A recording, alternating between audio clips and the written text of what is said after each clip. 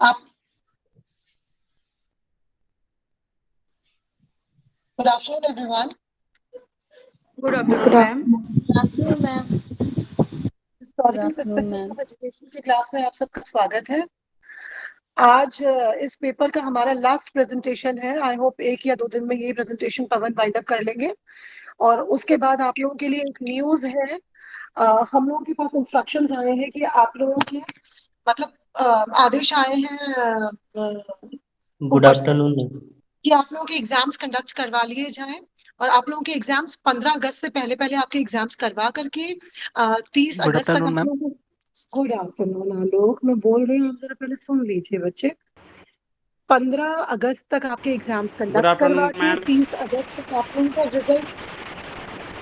हे भगवान, लेट आओगे तो good afternoon good afternoon good afternoon everybody.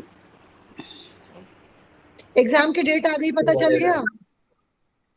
Good afternoon ma'am. Good afternoon ma'am. Sanjay, exam लो, देर से आओ फिर गुड आफ्टरनून गुड आफ्टरनून। हाँ, 2 मिनट लेट है आप, आपको टाइम से आना चाहिए। 10 पे सब अंदर होने चाहिए क्लास के। Good afternoon ma'am. Good afternoon okay ma'am. Everybody. अब कोई और विश नहीं करेगा, सुन लीजिए जरा। एग्जाम की डेट आ गई है, प्रेजेंटेशंस तो चल ही रहे होंगे। आपके एग्जाम्स होने वाले हैं 15 अगस्त से पहले। एग्जाम ओवर हो जाएंगे, ओवर हो जाएंगे। 1 या 1.5 घंटे का आपका पेपर होगा और मार्क्स भी शायद हाफ, जस्ट हाफ मार्क्स के एग्जाम होंगे और उसको फिर अकॉर्डिंगली एडजस्ट करके फिर आपकी मार्कशीट बनेगी और प्रीवियस ईयर में भी आपके मार्क्स किए जाएंगे। और 30 अगस्त तक मैंने सुना है कि रिजल्ट आ जाएगा। रिटन नोटिस आया है, ये रिटन नोटिस, ठीक है, उच्च शिक्षा। मैम ऑब्जेक्टिव टाइप होगा या? ये नहीं मैम पता, आवाज बहुत अभी स्लो इस आ बारे रही में है। कुछ नहीं पता। अभी प्रेजेंटेशन ले लेते हैं, अभी प्रेजेंटेशन स्टार्ट कर लेते हैं। Pawan, are you ready? Yes yes ma'am. Ma'am Pawan, आप मैम आवाज अपना बहुत स्क्रीन स्लो। शेयर करिए। सॉरी मैम, आवाज मैम बहुत स्लो आ रही किसकी? है, सुनाई नहीं दे रहा है मैम। मैम आपकी मैम आवाज बहुत स्लो आ रही है। आप खुले एरिया में आ जाइए, खुले एरिया में आ जाइए। आलोक, आलोक, खुले खुले एरिया में ओके आइए, मैम। मैम आपकी आवाज खुले एरिया इको में भी है हो मैम। रही है।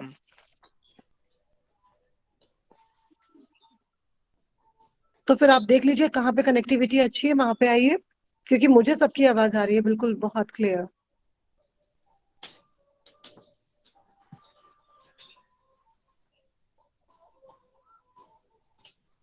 पवन, आप रेडी हैं? Yes ma'am. ठीक है, all the best. Thank you ma'am. आवाज नहीं आ क्लास रही इज है ऑल मैम। योर्स। किसकी? पवन की? किसकी आवाज नहीं आ रही? उपेंद्र, किसकी आवाज नहीं आ रही?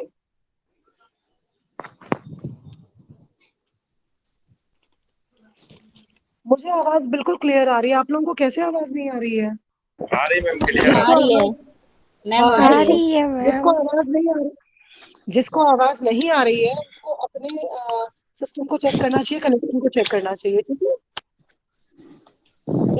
अपना अपना इंटरनेट देखिए जरा, आप लोगों का इंटरनेट कनेक्शंस है ना? चलिए पवन, ऑल द बेस्ट बेटा। Thank you ma'am.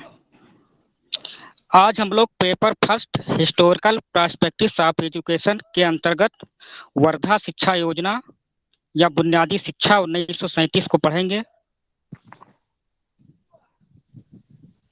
इसके अंतर्गत हम वर्धा शिक्षा योजना, तत्कालीन शिक्षा प्रणाली, वर्धा शिक्षा योजना का उद्भव, अखिल भारतीय राष्ट्रीय शिक्षा सम्मेलन वर्धा, गांधी जी ने शिक्षा के संबंध में निम्नलिखित विचार प्रस्तुत किए, जाकिर हुसैन समिति 1937, बुनियादी शिक्षा के उद्देश्य, बुनियादी शिक्षा के सिद्धांत, बुनियादी शिक्षा का पाठ्यक्रम, बुनियादी शिक्षा की शिक्षण विधियां, बुनियादी शिक्षा में शिक्षक, बुनियादी शिक्षा योजना की प्रमुख विशेषताएं, बुनियादी शिक्षा के गुण और दोष। आवाज आ रही है मैम? आवाज आ रही है। हेलो, आ रही है आवाज आ आवाज? रही आ रही है सर, आ रही है सर, आ रही है। आ रही है। बिल्कुल परफेक्ट आ रही है, बिल्कुल परफेक्ट। वर्धा शिक्षा योजना, बुनियादी शिक्षा 1937। राष्ट्रपिता महात्मा गांधी के सिद्धांतों पर इस योजना को तैयार किया गया था। इससे अनेक नामों से जाना जाता है, जैसे बेसिक शिक्षा, मौलिक शिक्षा, बुनियादी तालीम, आधारभूत शिक्षा, नेशनल एजुकेशन आदि। जो विदेशी शासन काल में जो शिक्षा प्रणाली भारतीयों के ऊपर थोपी गई वह सर्वांगीण नहीं थी। उससे समाज का संपूर्ण विकास संभव नहीं था, क्योंकि इस शिक्षा का उद्देश्य मात्र सरकारी मशीन को चलाने के लिए बाबू बनाना था। इस प्रणाली से निकला हुआ शिक्षित युवक शरीर से तो भारतीय होता था, लेकिन मन से नहीं। जो विदेशी शासन काल में जो शिक्षा हमारे ऊपर थोपी गई थी वह पूर्ण विकास नहीं करती थी, और इसलिए गांधी जी इससे बहुत दुखी थे। इसे उन्होंने नई वर्धा शिक्षा योजना को लाया। तत्कालीन शिक्षा प्रणाली। गांधी जी ने तत्कालीन शिक्षा पद्धति के दोषों से देश को उबारने के लिए एक नई शिक्षा पद्धति का विकास किया। तत्कालीन शिक्षा प्रणाली से गांधी जी बहुत दुखी थे। तत्कालीन शिक्षा के प्रमुख दोष निम्नलिखित हैं, जिसमें पहला है, वर्तमान शिक्षा ने विद्यार्थियों में हाथ से काम करने की भावना नहीं भरी। तो तत्कालीन शिक्षा थी वो केवल पुस्तकीय ज्ञान देती थी, केवल हाथ से कोई काम करने के लिए छात्र जो है पढ़ लिख कर बाबू बनना अधिक पसंद करता था, लेकिन खेती का काम करने में उसे लज्जा आती थी, श्रम से उसे घृणा करता था। यदि किसी गरीब देश के हाथ के काम को घटिया समझने लगे तो उस देश का विकास स्थगित हो जाएगा। जो वर्तमान शिक्षा जो चल रही थी अंग्रेजों के द्वारा, वो शिक्षा सर्वांगीण नहीं थी। उससे हाथ के काम को बिल्कुल नहीं उन्होंने किया, केवल पुस्तकीय ज्ञान ही दिया। और बालक जो छात्र है वो किसी से घृणा करने लगता था, और श्रम से उसे घृणा आती थी। वो पढ़ लिख कर बाबू तो बनना पसंद करता था, लेकिन उसे श्रम आती थी। दूसरा हमारा है, प्रचलित शिक्षा प्रणाली में अंग्रेजी को पढ़ाने पर ही खास ध्यान दिया गया। जो उस समय शिक्षा चल रही थी वो केवल अंग्रेजी पढ़ाने पर ध्यान दिया गया। प्रचलित शिक्षा प्रणाली में अंग्रेजी पढ़ाने पर खास ध्यान था। शिक्षा का माध्यम अंग्रेजी थी, जो शिक्षा का माध्यम चल रही थी वो अंग्रेजी थी। ब्रिटिश शासन काल में अंग्रेजों को शिक्षा का माध्यम स्वीकार करने का उद्देश्य भारत का विकास नहीं था, या तो भारतीय संस्कृति को मिटाने की कोशिश था। जो उस समय शिक्षा चल रही थी अंग्रेजी माध्यम, उसमें भारतीय संस्कृति को मिटाने की कोशिश की जा रही थी अंग्रेजों के द्वारा। अंग्रेजी को बढ़ावा दिया गया, भारतीय भाषाओं की कोई पूछ नहीं हुई। यह एक सर्वमान्य सिद्धांत बन गया कि शिक्षा का माध्यम मातृभाषा होना चाहिए। शिक्षा का माध्यम जब तक मातृभाषा नहीं होगा तब तक किसी छात्र का विकास संभव नहीं है।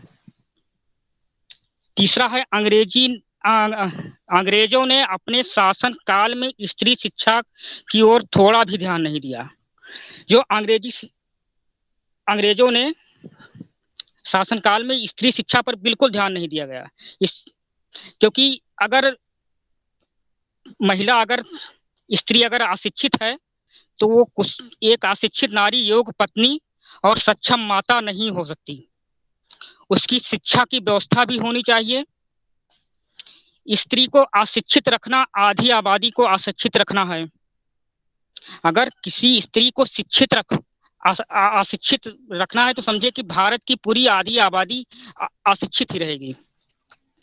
महात्मा गांधी ने कहा था कि अगर एक व्यक्ति को अगर शिक्षित कर रहे हैं तो समझिए कि आप एक इंसान को शिक्षित कर रहे हैं।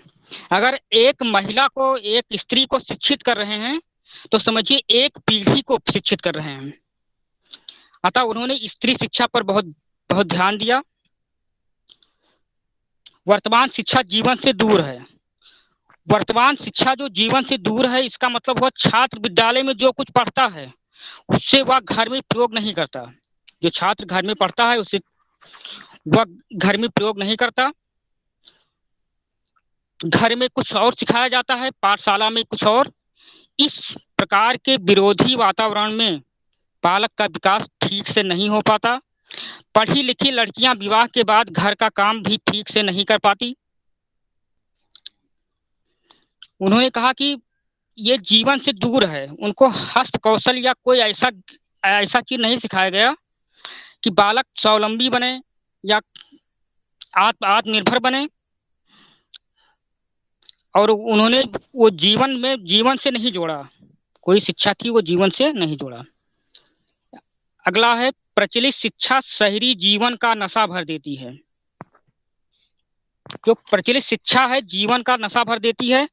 पढ़ा लिखा व्यक्ति जो है, उस समय जो लोग पढ़े लिखे होते थे उनके अंदर शहर का भाव बढ़ जाता था कि हम शहर में रहेंगे। अभी सब लोग सर्विस पा जाते हैं। ग्रामीण लोग हैं, वो सोचते हैं कि हम जाकर शहर में बस जाएंगे, वहीं रहेंगे, वहीं हम रहेंगे, अपने बच्चों को रखेंगे, अपनी फैमिली रखेंगे और वहीं से हम बच्चों को पढ़ाएंगे। अगर ग्रामीण किसान का बालक भी जब शिक्षा प्राप्त कर लेता है तो वह गांव को वापस नहीं जाना चाहता। गांव के विकास की ओर कोई ध्यान नहीं देता। भारत में गांवों की संख्या ही ज्यादा है। देश में प्रगति में यह भावना बाधक बनती है। अगर देश में प्रगति करना है तो ग्रामीण में रहना चाहिए, गांव में रहना चाहिए। प्रचलित शिक्षा पद्धति में बालक की योग्यताओं एवं अभिरुचियों की ओर कोई ध्यान नहीं दिया गया। महात्मा गांधी के अनुसार वर्तमान शिक्षा बालकों को अपंग बनाती है। जो वर्तमान शिक्षा चल रही थी वो बालकों को अपंग बनाती है। गांधी जी ने शिक्षा संबंधी विचार अपने प्रस्तुत किए। उन्होंने कहा कि बालक को अपंग बनाती है। आज का शिक्षित बालक तोते की भांति कविता रट लेगा और सुना देगा, थोड़ी अंग्रेजी भी बोल लेगा, किंतु टूटी कुर्सी नहीं ठीक कर सकेगा या फटा कपड़ा सीना हो तो वो नहीं सी सकेगा।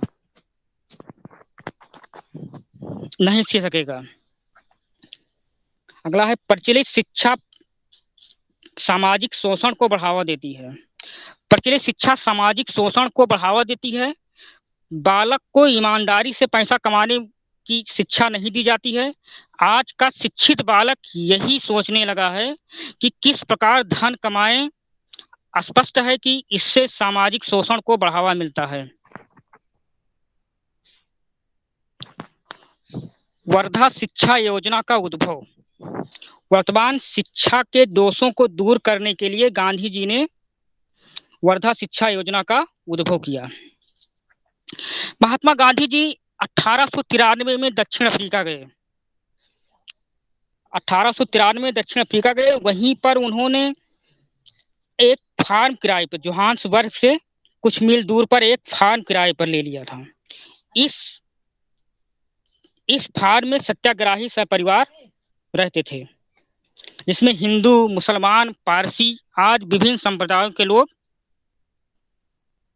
थे। इन बच्चों को शिक्षा देना प्रारंभ किया। यहीं पर बच्चों को कुछ हाथ का काम करना पड़ता था और केवल 3 घंटे पढ़ाई लिखाई में दिए जाते थे। शिक्षा मातृभाषा में दी जाती थी। पुस्तकों का सहारा अल्प मात्रा में लिया जाता था। गांधी जी का यह कार्यक्रम सन 1911 ईस्वी से सन 1914 ईस्वी तक चलता रहा। गांधी जी जब 93 में जब दक्षिण अफ्रीका गए तो वहां सत्याग्रही आंदोलन चलाने के लिए उन्होंने एक फार्म किराए पर लिया। उस फार्म में सत्याग्रही परिवार रहते थे। उस फार्म में महात्मा गांधी ने इन लोगों को शिक्षा देना प्रारंभ किया और शिक्षा मातृभाषा में देना प्रारंभ किया। और इनके जो शिक्षा संबंधी जो ये योजना है, वर्धा योजना है, उनकी एक कल्पना नहीं थी, उनकी एक अनुभव पर आधारित थी। उन्होंने ये शिक्षा देना और पुस्तकों का सहारा अल्प मात्रा में लिया जाता था। गांधी जी ने सन 1936 ईस्वी में हरिजन पत्र द्वारा अपने विचार का प्रचार करना प्रारंभ कर दिया। 1936 में गांधी जी ने अब अपने हरिजन नामक पत्रिका से, उस समय महात्मा गांधी ने एक पत्रिका निकालते थे, उसका नाम था हरिजन पत्रिका। उस हरिजन पत्रिका द्वारा अपने विचार का प्रचार करना प्रारंभ कर दिया। आवाज आ रही है? Yes sir. Yes sir. Okay. Gandhi ji ने सन 1936 ईस्वी से हरिजन पत्र द्वारा अपने विचार का प्रचार करना प्रारंभ कर दिया। उस समय पत्रिका हरिजन महात्मा गांधी शिक्षा संबंधी जितने विचार थे, सभी विचार इसी पुस्तक के द्वारा उन्होंने समाज में पहुंचाते थे, इस पत्रिका के द्वारा। अक्टूबर सन 1937 ईस्वी में नवीन शिक्षा पर विचार करने के लिए वर्धा में शिक्षा शास्त्रियों का एक अखिल भारतीय सम्मेलन आयोजित किया गया। इस सम्मेलन के सभापति गांधी जी थे। अक्टूबर 1922 23 अक्टूबर को 1937 में वर्धा महाराष्ट्र में पड़ता है। महाराष्ट्र के वर्धा में उन्होंने एक शिक्षा शास्त्रियों का एक अखिल भारतीय सम्मेलन आयोजित किया गया। इस सम्मेलन के सभापति गांधी जी थे। पूरे भारत के लोग, शिक्षा शास्त्री जितने भी थे, सब लोग यहाँ पर आए थे और उन्होंने अपने विचार को, गांधी जी ने सबके सामने अपने विचार को प्रस्तुत किया।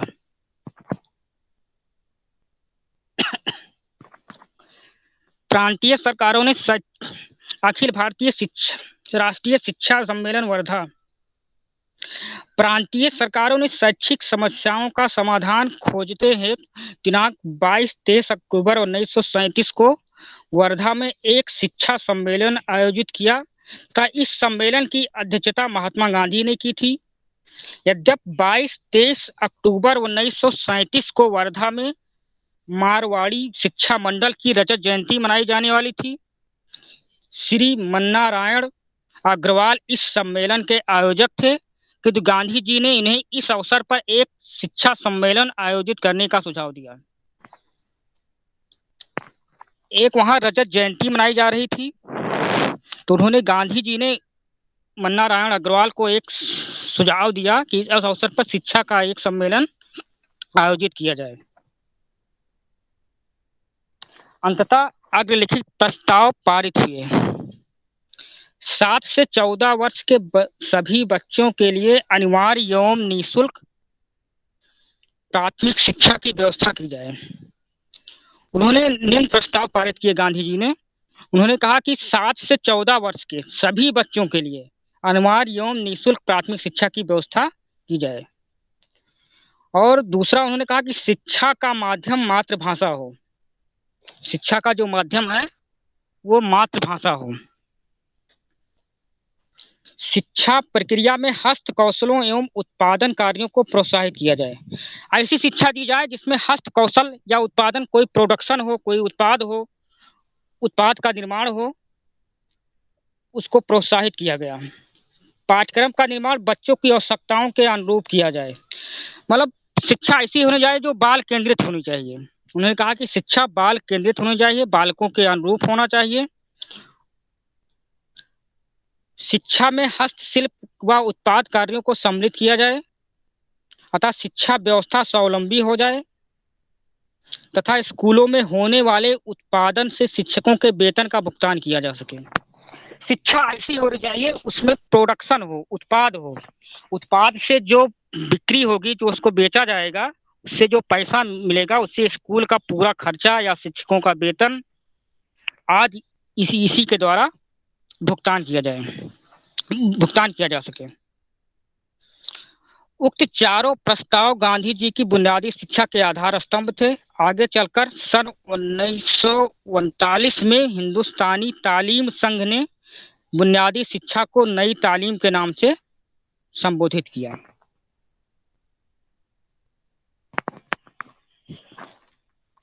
शिक्षा से मेरा अभिप्राय उन प्रक्रिया से है जो बालक और मानव के सर्वोत्कृष्ट शारीरिक, मानसिक एवं भावात्मक गुणों को बाहर ला सके। शिक्षा से मेरा अभिप्राय उन प्रक्रिया से है जो बालक का सर्वोत्कृष्ट शारीरिक, मानसिक और भावात्मक गुणों को बाहर ला सके। गांधी जी ने वास्तव में विदेशी संस्कृति के विरुद्ध थे। उन्होंने यंग इंडिया नामक पत्रिका में लिखा था, यह शिक्षा विदेशी संस्कृति पर आधारित है जो भारतीय संस्कृति को पूर्ण रूप से बहिष्कृत कर देती है। इसका हृदय से कोई संबंध नहीं है। यह मनुष्य का केवल मानसिक विकास करती है। इसमें हस्तकला को कोई महत्व नहीं दिया गया था। इसमें शिक्षा अंग्रेजी माध्यम से दी जाती है, जबकि सच्ची शिक्षा विदेशी माध्यम से संभव नहीं है। गांधी जी ने शिक्षा के संबंध में निम्नलिखित विचार प्रस्तुत किए। पहला है, गांधी जी ने बालकों को व्यावसायिक शिक्षा के माध्यम से पर्याप्त ज्ञान एवं कौशल प्रदान करने के समर्थक थे।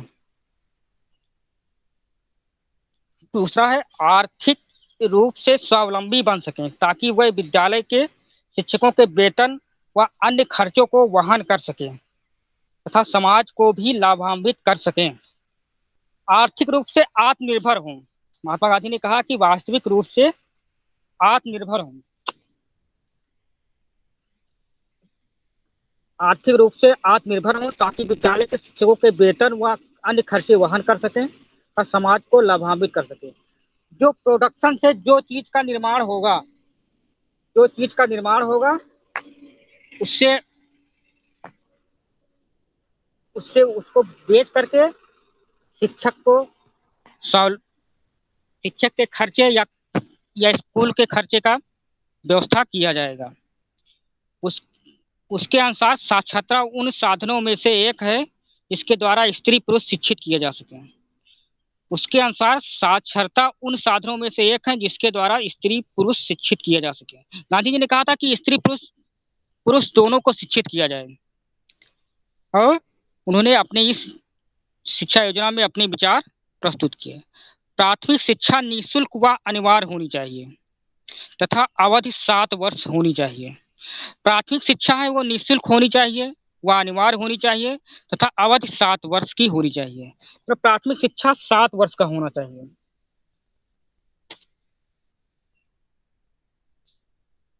प्राथमिक शिक्षा का माध्यम मातृभाषा होना चाहिए। शिक्षा का जो माध्यम है वो मातृभाषा होना चाहिए। जाकिर हुसैन समिट 1937। अखिल भारतीय राष्ट्रीय शिक्षा सम्मेलन वर्धा में प्रस्तावित राष्ट्रीय शिक्षा योजना को अंतिम रूप देने के लिए जामिया मिलिया इस्लामिया विश्वविद्यालय के तत्कालीन कुलपति डॉक्टर जाकिर हुसैन की अध्यक्षता में एक समिति का गठन किया गया। इसे जाकिर हुसैन समिति 1937 कहते हैं। जो उन्होंने महात्मा गांधी ने जो अपनी योजना को प्रस्तुत किया, वर्धा में जो योजना चलाया गया, उस पर विचार करने के लिए उन्होंने एक समिति का गठन किया। उस समिति का नाम है जाकिर हुसैन समिति। अखिल भारतीय राष्ट्रीय शिक्षा सम्मेलन वर्धा में प्रस्तावित शिक्षा योजना को अंतिम रूप देने के लिए ये जामिया मिलिया इस्लामिया विश्वविद्यालय के कुलपति थे। उनकी अध्यक्षता में इस समिति का गठन किया गया। इसे हुसैन समिति 1937 कहते हैं। इसमें निम्नलिखित प्रावधान के ब्रिटिश शिक्षा प्रणाली के दोषों की विवेचना। इसमें ब्रिटिश शिक्षा जो चल रही थी उस समय वर्तमान में शिक्षा के दोषों की विवेचना करना। दूसरा है वर्धा शिक्षा के उद्देश्य, सिद्धांत, विद्यालय संगठन, प्रशासन, शिक्षक परीक्षा व शिक्षक प्रशिक्षण इत्यादि का वर्णन। वर्धा शिक्षा के उद्देश्य, सिद्धांत, विद्यालय संगठन, प्रशासन या शिक्षक प्रशिक्षण इत्यादि का वर्णन किया गया। विषयों को परस्पर सह संबंधित किया जाए। एक विषय का संबंध दूसरे विषय से होना चाहिए। एक हस्त कौशल अगर कोई बच्चा काम कर रहा है तो उसका संबंध दूसरे कार्य से होना चाहिए।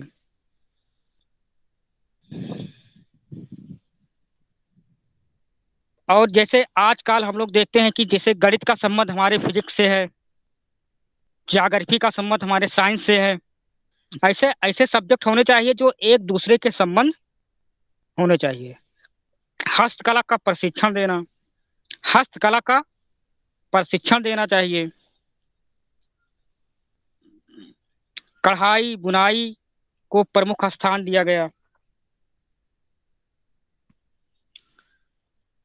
बुनियादी शिक्षा के उद्देश्य। बुनियादी शिक्षा के उद्देश्य में बालकों का समुचित व सर्वांगीण विकास। बेसिक शिक्षा बच्चों को आधारभूत ज्ञान एवं कौशल प्रदान करती है, अतः उन्हें सामान्य जीवन के लिए तैयार करती है। अतः बुनियादी शिक्षा के निम्नलिखित उद्देश्य दिए गए हैं। पहला है बालकों का समुचित व सर्वांगीण विकास। बालकों का सब कुछ विकास किया जाए, सर्वांगीण विकास किया जाए, चारों तरफ का विकास किया जाए कि बच्चे स्वावलंबी बन सकें। बुनियादी शिक्षा का प्रमुख उद्देश्य बालकों के शारीरिक, मानसिक, सामाजिक, शैक्षिक एवं आर्थिक विकास करना था। गांधी जी के अनुसार मनुष्य एक मनोशारीरिक प्राणी है, अतः उन्होंने सर्वप्रथम बालक के शारीरिक तथा मानसिक विकास पर बल दिया। दूसरा है सर्वोदय समाज की स्थापना। मनुष्य एक सामाजिक प्राणी है, अतः शिक्षा द्वारा मनुष्य का सामाजिक विकास होना चाहिए। गांधी जी के अनुसार शिक्षा इस प्रकार की होनी चाहिए कि छात्र अपनी उन्नति व विकास के साथ साथ संपूर्ण जाति व समाज की उन्नति हेतु प्रयास करे। शिक्षा द्वारा छात्रों में प्रेम, आत्मनिर्भरता, दया, सेवा की भावना, समानता आदि के गुणों का विकास हो। तीसरा है चारित्रिक एवं नैतिक विकास। गांधी जी ने कहा था कि चारित्रिक ऐसी शिक्षा होनी चाहिए इसमें चारित्रिक विकास हो एवं नैतिक विकास हो। छात्र का चारित्रिक और नैतिक विकास हो। गांधी जी ने शिक्षा छात्रों के नैतिक व चारित्रिक विकास पर अधिक बल दिया, क्योंकि शिक्षा द्वारा उच्च आदर्शों व मूल्यों का ज्ञान छात्रों को दिया जाता है। इसके लिए पाठ्यक्रम में महान पुरुषों, वैज्ञानिकों, अन्वेषकों की जीवनियों व संबंधित पाठों को सम्मिलित किया जाए। ऐसा सिलेबस बनाया जाए, ऐसा पाठ्यक्रम बनाया जाए जिसमें हमारे जो महान पुरुष हैं, महान पुरुषों के बारे में जानकारी हो, वैज्ञानिकों के बारे में जानकारी हो। अन्वेषण मतलब होता है खोज, जो हमारे दैनिक जीवन में जो चीजें खोजी गई थी उन्हीं चीजों का पाठ्यक्रम में हमारे होना चाहिए। सांस्कृतिक विकास। बालक का, छात्र का सांस्कृतिक विकास हो। तत्कालीन परिस्थितियां अधिकांशतः पाश्चात्य संस्कृति व ज्ञान समर्थित ही थी, इसलिए गांधी जी ने भारतीय सभ्यता व संस्कृति को पर बल देते हुए छात्रों को भारतीय की भावना के विकास को प्रोत्साहित किया था। पाठ्यक्रम भारतीय ज्ञान विज्ञान को सम्मिलित किया। उन्हें कहा कि सांस्कृतिक विकास होना। उन्होंने भारतीय सभ्यता व संस्कृति पर बल दिया। तीसरा है व्यावसायिक विकास। गांधी जी भारत की वास्तविक आर्थिक दशा से परिचित थे, अतः उन्होंने पाठ्यक्रम में व्यावसायिक शिक्षा व हस्त कौशलों को सम्मिलित किया, ताकि छात्र अधिकाधिक मात्रा में उत्पादन कार्य में लग सकें और अपने मदों पर व्यय कर सकें, तथा इस शिक्षा द्वारा छात्र अपनी जीविका कमा सकें व शिक्षकों का वेतन भी विद्यालय के लाभ से ही प्राप्त हो। उच्च नागरिक का विकास। गांधी जी की शिक्षा राष्ट्रीय शिक्षा योजना पर आधारित थी, अतः उन्होंने शिक्षा द्वारा छात्रों में उच्च आदर्शों के जन्म, कर्तव्यों के पालन, अधिकारों की रक्षा व राष्ट्र के प्रति वफादारी की भावना के जन्म तथा विकास पर बल दिया। अतः छात्रों में उच्च नागरिक गुणों के जन्म पर विशेष बल दिया कि अच्छे नागरिक बने, उच्च नागरिक बने। उनके अंदर ऐसी चीजें भरनी चाहिए कि वो राष्ट्र के प्रति वफादार हों, राष्ट्र के प्रति वफादार हों, ऐसी भावना नागरिक के अंदर भरनी चाहिए। आर्थिक निर्भरता। शिक्षा ऐसी होनी चाहिए जिससे वे आर्थिक निर्भर हों, आर्थिक रूप से खुद निर्भर हों, आत्मनिर्भर हों। गांधी जी की बुनियादी शिक्षा व्यवस्था हस्त कौशल के माध्यमों से छात्रों के भविष्य को सुरक्षित व सुविधाजनक बनाने में सक्षम थी, क्योंकि इस रोजगार परक विषयों की सहायता से छात्र आर्थिक रूप से आत्मनिर्भर व संपन्न बन सकें। आध्यात्मिक विकास। गांधी जी ने कहा था, गांधी जी के अनुसार गांधी ने कहा था कि शिक्षा से मेरा तात्पर्य बालक के और मनुष्य के शारीरिक, मन और आत्मा के सर्वांगीण सर्वोत्कृष्ट विकास से है। मतलब आध्यात्मिक विकास पर उन्होंने बल दिया, कि आध्यात्मिक विकास पर उन्होंने बल दिया। बुनियादी शिक्षा के सिद्धांत। पहला है शुल्क मुक्त अनिवार्य शिक्षा का सिद्धांत। गांधी जी ने शिक्षा को मनुष्य का जन्मसिद्ध अधिकार मानते थे। गांधी जी शिक्षा को मनुष्य का जन्मसिद्ध अधिकार मानते थे। उनके अनुसार किसी भी बच्चे को शिक्षा के अधिकार से वंचित रखना उसके अधिकार का हनन करना है। उन्होंने कहा था कि किसी बच्चे अगर शिक्षा से वंचित रह जाते हैं तो उनका ये अधिकार है कि वो अपनी शिक्षा ग्रहण करें और उनका हनन ना हो। अतः 7 से 14 वर्ष के सभी बच्चों के लिए अनिवार्य व निःशुल्क शिक्षा की व्यवस्था करनी चाहिए। गांधी ने कहा था कि 7 से 14 वर्ष के सभी बच्चों को अनिवार्य एवं निःशुल्क व्यवस्था करनी चाहिए। शिक्षा को आत्मनिर्भर बनाने का सिद्धांत। इसके लिए भेजा तुमने मैसेज किसी को? शिक्षा को आत्मनिर्भर बनाने का सिद्धांत पर गांधी जी ने कहा था कि गांधी जी ने देश की दुर्बल आर्थिक स्थिति को देखते हुए स्कूलों में हस्तशिल्प की शिक्षा को अनिवार्य करने पर बल दिया, ताकि छात्र स्वनिर्मित उत्पादों के विक्रय द्वारा प्राप्त धन से आत्मनिर्भर बन सके। उन्होंने कहा था कि स्वनिर्मित, अपने द्वारा हस्तकौशल के द्वारा प्रोडक्शन का निर्माण करें, उत्पाद करें और इससे बेच करके खुद धन कमाएं और धन कमाने पर खुद आत्मनिर्भर बने, स्वावलंबी बने। सत्य, अहिंसा व सर्वोदय समाज का सिद्धांत। गांधी जी महात्मा ही थे। वह सत्य व अहिंसा के पुजारी थे। उन्होंने सदैव व्यक्तिगत स्वार्थी के स्थान पर सामाजिक विकास तथा उन्नत पर अत्यधिक बल दिया। अतः उन्होंने समाज शिक्षा के सिद्धांत पर बल दिया। उन्होंने कहा था कि गांधी जी ने कहा था कि व्यक्ति को स्वार्थी नहीं होना चाहिए। व्यक्ति को उन्होंने पूरे समाज का विकास पर उन्होंने बल दिया कि अगर व्यक्ति स्वार्थी हो जाएगा तो हमारे देश का विकास, हमारे राष्ट्र का विकास नहीं हो पाएगा। अतः गांधी जी ने सत्य, अहिंसा और सर्वोदय समाज का सिद्धांत उन्होंने दिया। जीवन उपयोगी। पवन, यस मैम, यस मैम। पवन, मैं बिल्कुल आश्चर्यजनक तरीके से बहुत सरप्राइज्ड हूँ इस वक्त आपकी परफॉर्मेंस देख करके। बहुत ही अच्छा पढ़ा रहे। This is just unbelievable for me, क्योंकि मैंने आपको रियल सिचुएशंस में भी बीएसएससी में पढ़ाते हुए देखा था। वहां से आज मैं देख रही हूँ आपका उच्चारण जबरदस्त, आपका बोलने का तरीका, वॉइस मॉड्यूलेशन बहुत बढ़िया, बहुत बढ़िया। और अच्छे स्टूडेंट्स ने ऐसा प्रेजेंटेशन नहीं किया जैसा आपने किया है। The best, I must say, the best. Thank you ma'am. जितना आपने ये पढ़ाया, सत्य, अहिंसा एवं सर्वोदय समाज का सिद्धांत, यहाँ तक अगर किसी को कोई क्वेरी है तो पूछ लीजिए, बाकी इसके बाद की क्लास हम कल लेंगे। यहाँ तक किसी को कोई भी क्वेरी है तो आप पूछ लीजिए क्लास से।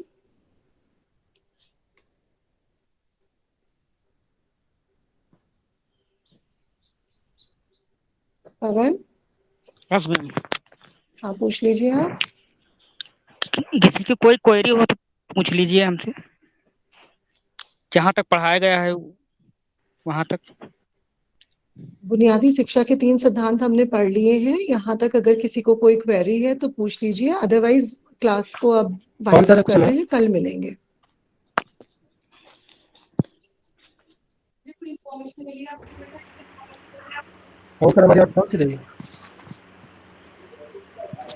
हेलो, हाँ संजय आवाज बोलो। नहीं आ रही? आ रही है संजय बोलो।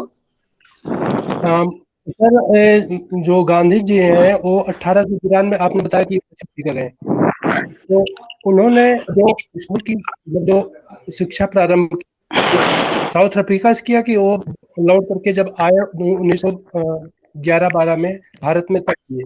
थोड़ा सा इसको डिक्लेयर कर दीजिए। देखिए, जो हमारे गांधी जी थे वो 1893 में साउथ अफ्रीका गए थे और भारत में लौटे थे 1915 में। 1915 के बाद यहाँ भी साबरमती आश्रम में उन्होंने अपना एक स्कूल खोला था और उन्हीं में उन्होंने ये शिक्षा देते थे। जो ओके सर, ओके, ठीक। हाँ संजय सर।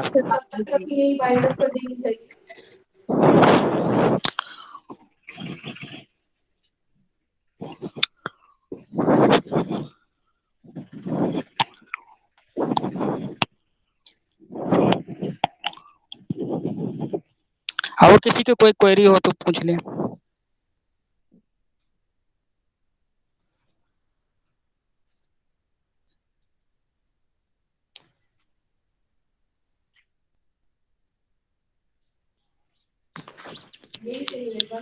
इसी के साथ आज की क्लास को समाप्त करते हैं। इसके आगे का कंटेंट हम कल पढ़ेंगे। Thank you everyone. Thank you ma'am. Thank you ma'am.